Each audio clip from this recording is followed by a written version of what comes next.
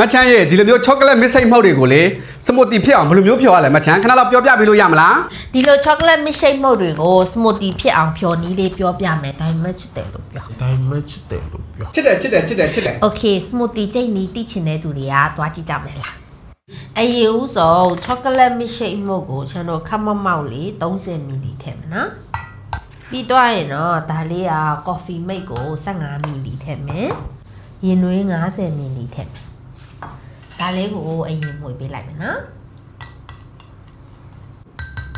နို့စီ45 ml ထည့်မယ်နွားနို့45 ml ထည့်မယ်ဒါကတော့ချန်ခွက်ကြီး650 size စာပေါ့နော်နောက်ဆိုရပြီရေခဲတစ်ခွက်ထည့်တယ်အရသာဆက်ထားတဲ့ chocolate milkshake လေးထည့်လိုက်မယ်နော်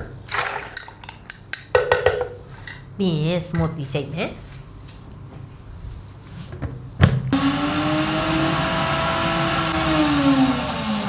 ဘယ်လောက်ဆိုရပြီ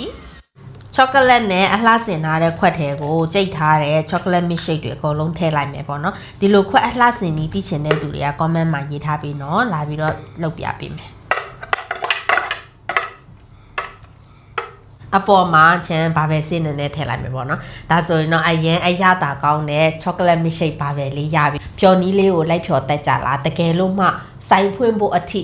တေးချာချာလေးတင်ယူခြင်းနဲ့အပြင်သွေးမှာလာ join ခြင်းနဲ့အဓိကဖြော်နီးတွေကိုရောကုံချမ်းထိမ့်သိမ်းနီးတွေစိုင်းတဆိုင်ဖွင့်ဖို့အတွက်အသေးစိတ်တင်ယူခြင်းနဲ့သူက6လပိုင်း9နဲ့6ရက်နေ့မှာ2ရက်တင်တန်းကြီးစီနဲ့ပုံမှန်တင်တန်းကြီးအပြင်သွေး VIP 9,900ကို7,900နဲ့ကြိုအပ်ထားလို့ရနေပြီအထူးကြီးနဲ့အမီသွားအပ်လိုက်နော်အားလုံးကိုကျေးဇူးပါ